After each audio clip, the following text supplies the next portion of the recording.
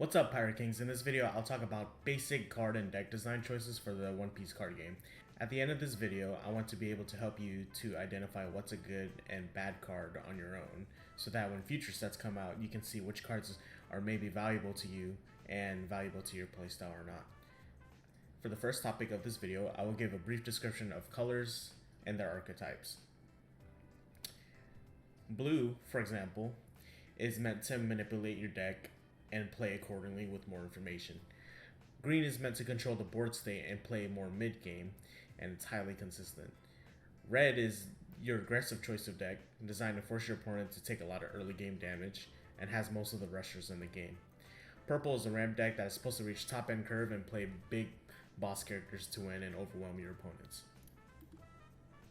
This is a basic rundown of how each deck is supposed to play, and they play like this because their card pool helps facilitate that goal.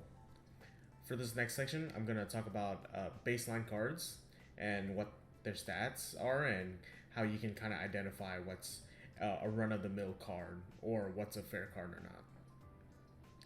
So I'll start with a counter event because there's not too many rules for these. Typically for a counter event, per one cost you play in Dawn, you typically gain 2k power in counter and so on.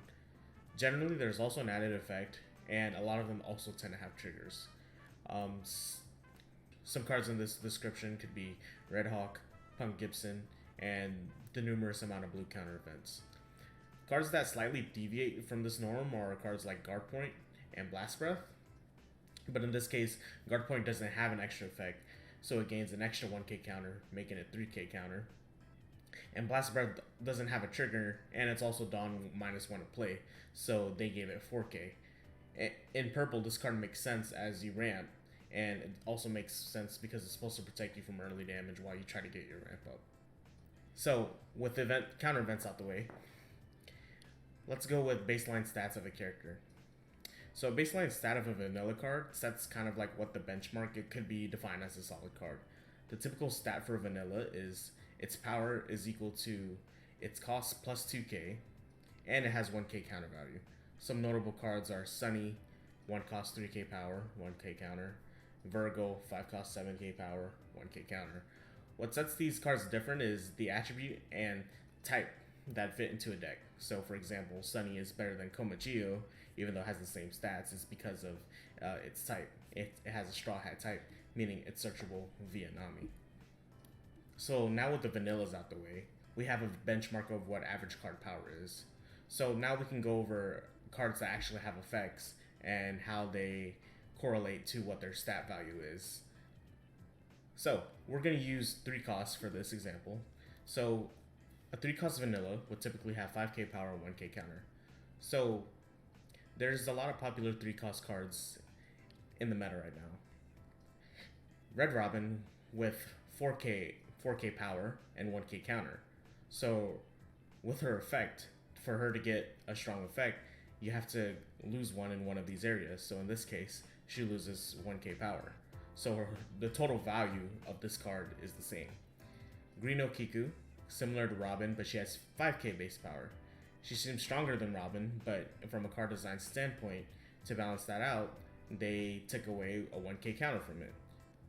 Again, they haven't deviated too far from the baseline stat. Red Zoro is another similar card in the 3 cost section, similar to Okiku. Zoro has the same stats and counter value, but gains a strong effect in lieu of not having a counter. You can also make an argument that this might be the better of the cards I just mentioned, since it has Rush, it gets value right away, but that's not what this video is about right now. Some other cards that are fair in this sense is Green Bonnie, 1 cost to play, and Rest 1 to search a card. So on paper it's +1 card advantage, but in reality, if she gets answered the next turn, it turns even. And then technically her stat line is also underpowered because 1 cost vanilla would have 3k power, but in this case, she has only 1k power. So Green Bonnie doesn't have an option to attack. So that's kind of why you can do her effect. You can do her effect each turn, but it still costs one Dawn to rest her and search. So that's what they were thinking here. Green Momo, basically the same card as Bonnie, but it's a little worse in stats, and the card pool is a little bit worse right now. And now for some typical baseline stats of a boss character, which I'm gonna identify as usually 7 cost and up currently. So a boss character generally has no counter value, and its attack equals its cost, and then they get a big effect attached to their character. So quick examples are green 7 cost kid, strong effect. Stat wise, it's 7/7, right? And then green 8 cost kid, strong effect. Stat wise is 8/8. 7 cost Doffy, same thing, 7/7. 9 cost Mihawk, same thing. It's a 9/9.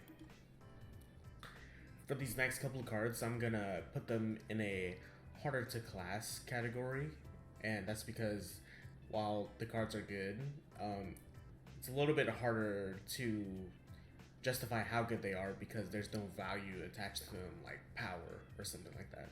So something like Diablo Jambe, you know, it's a card that's good. It's kind of hard to identify how good, you know, because there's no inherent value tied to it. And by inherent here, I mean like it doesn't KO a character or it doesn't draw you cards.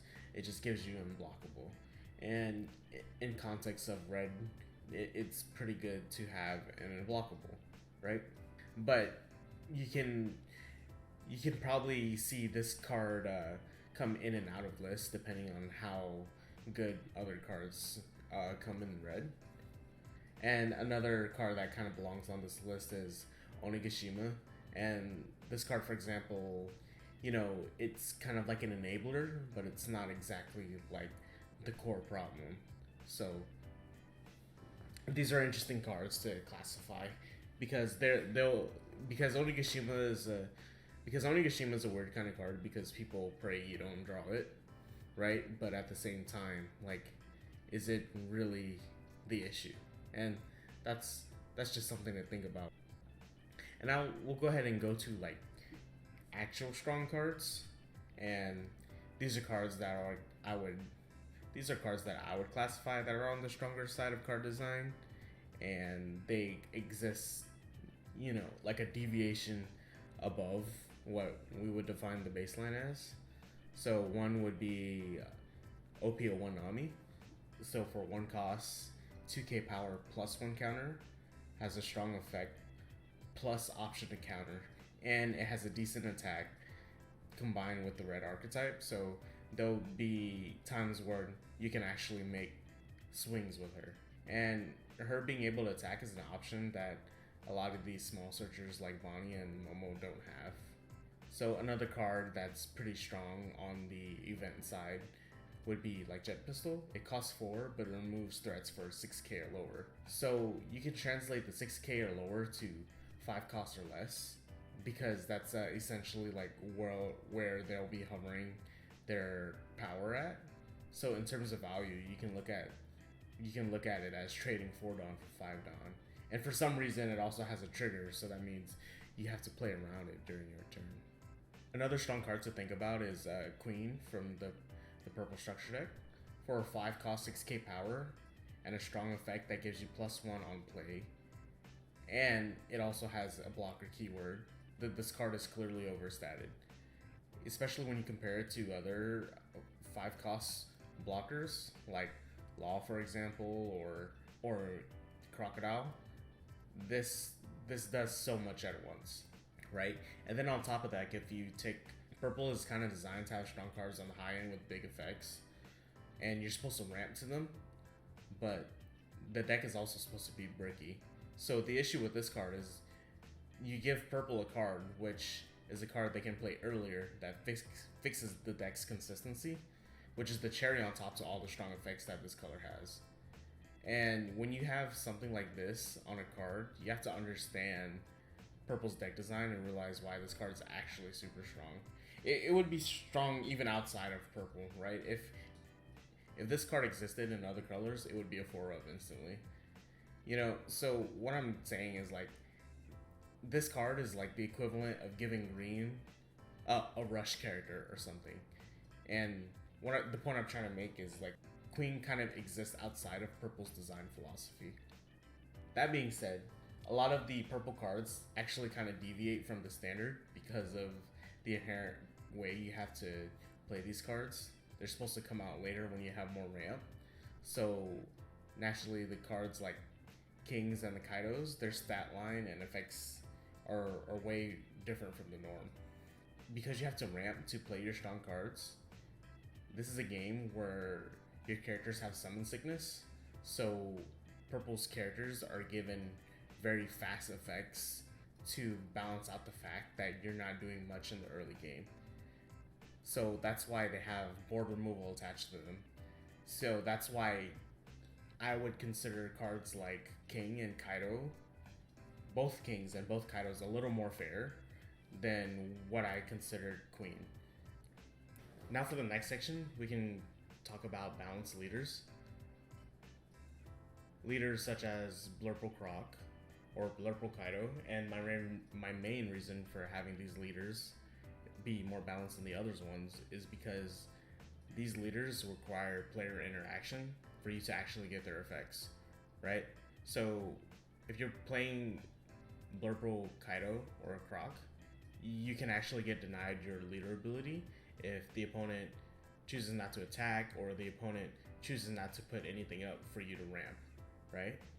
Comparatively to the stronger leaders, they get their effects with no real downside and no real interaction. They can just do these effects when they want.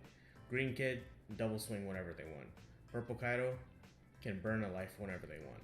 Blue Doffy gets a free body whenever they want.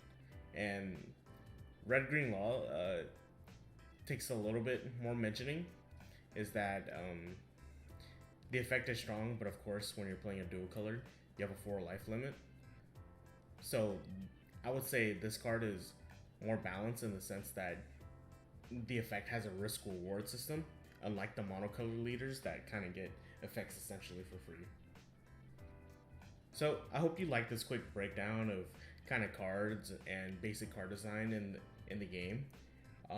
Let me know if you guys think you have anything else to add, or maybe you think I have some hot takes in this video, and you can address them in the comment section below. That being said, thanks for watching. Until next time.